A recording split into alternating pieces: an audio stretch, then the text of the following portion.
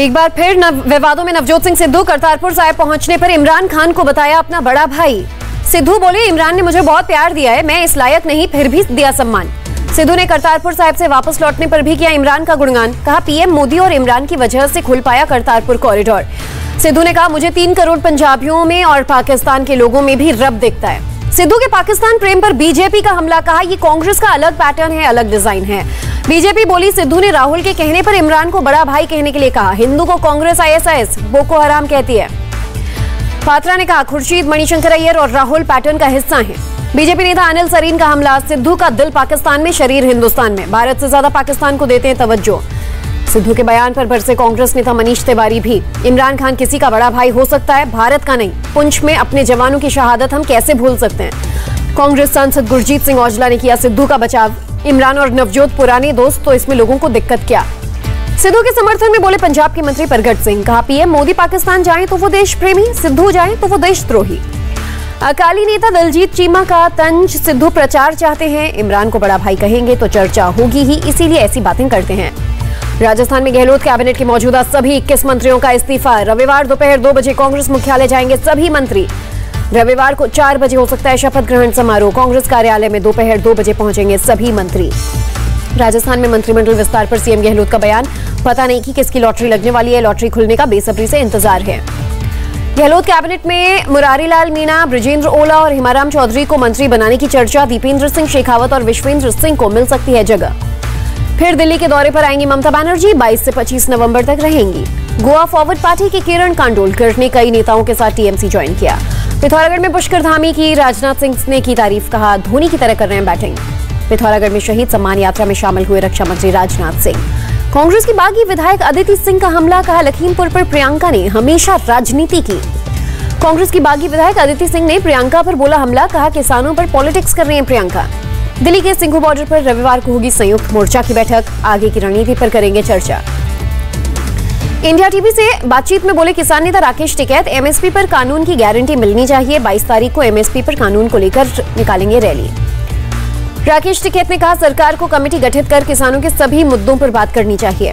किसानों की core committee ने सरकार के सामने 3 नई शर्तें रखी। किसानों पर दर्ज केस हटाने, स्मारक बनाने की मांग, आंदोलन में जिनकी मौत हुई उन्हें मिले मुआवजा।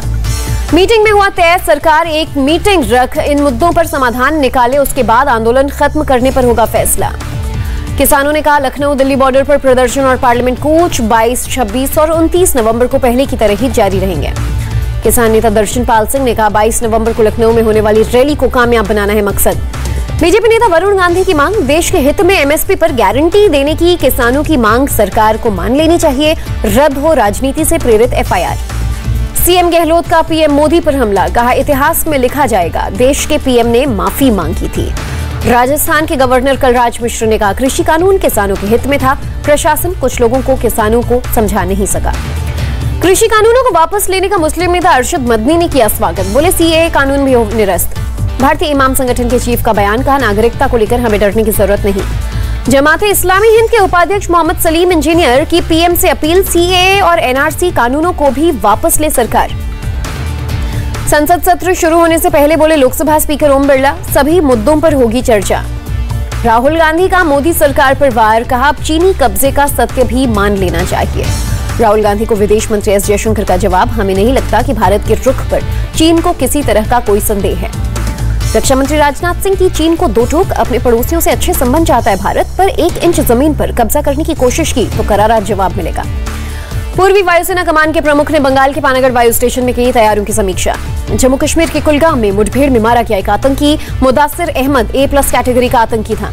कुलगाम में एनकाउंटर साइट पर रेस्क्यू, पुलिस और सेना ने मुठभेड़ स्थल से 60 लोगों समेत स्कूली बच्चों को भी बचाया। पुलवामा में पुलिस ने स्लीपर सेल मॉड्यूल का किया खुलासा। लश्कर की मदद करने वाले 5 लोग गिरफ्तार। चेन्नई में ऑफिसर्स ट्रेनिंग एकेडमी से पास हुए 178 कैडेट्स, 124 पुरुष, 29 महिलाएं पास आउट।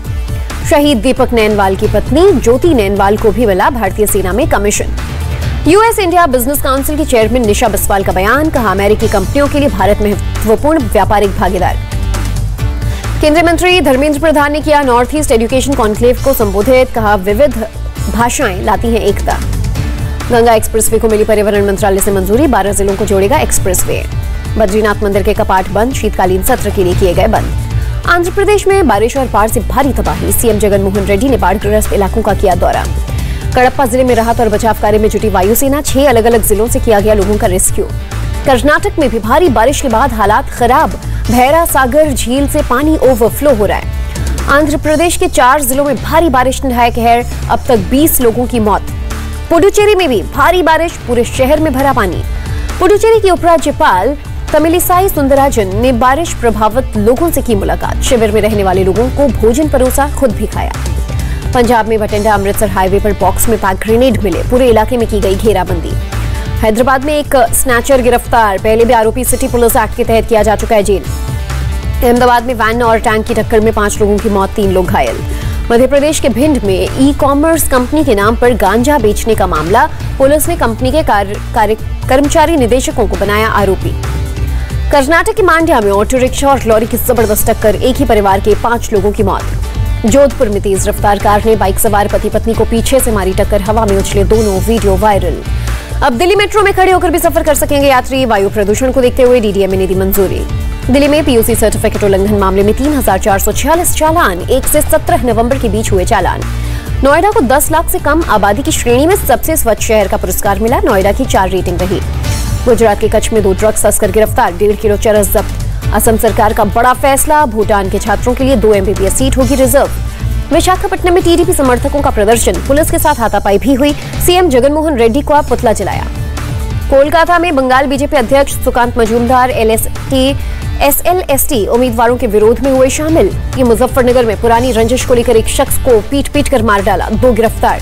एंटी इंडिया मामले में आरोपी क्रिकेट सट्टेबाज नरेश गौर को NIA कोर्ट से मिली इजाजत। आर्यन खान मामले में कोर्ट की ऑर्डर कॉपी आई। कोर्ट ने कहा आर्यन को आरोपी साबित करने के लिए सबूत नहीं। शिवसेना सांसद भावना गौली को ईडी का नोटिस, 24 नवंबर को पूछताछ के लिए बुलाया गया। नवी मुंबई में फर्जी कॉल सेंटर का भंडाफोड़, 7 गिरफ्तार। मुंबई क्राइम ब्रांच ने हनी ट्रैप गैंग का किया पर्दाफाश, एक अभिनेत्री समेत 3 गिरफ्तार।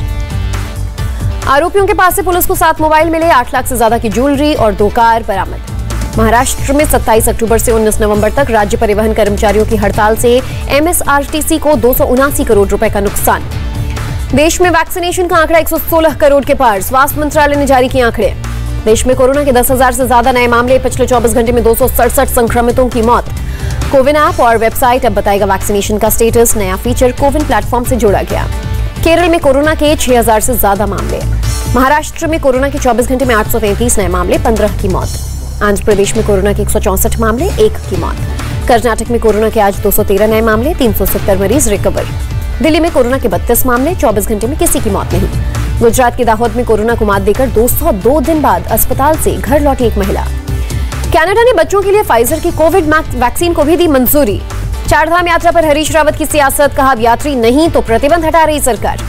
सिंगापुर में 12 साल से कम उम्र के बच्चों को टीका लगाने का अभियान जनवरी तक बढ़ेगा।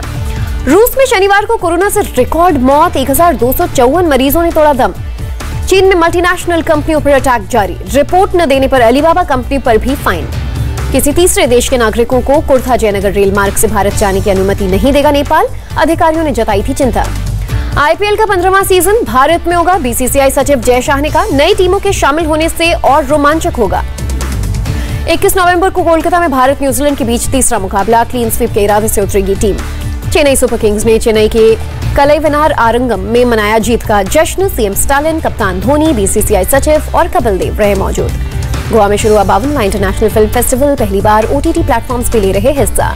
फिल्म एक्ट्रेस और सांसद Hema Malini Indian film personality of the year से सम्मानित।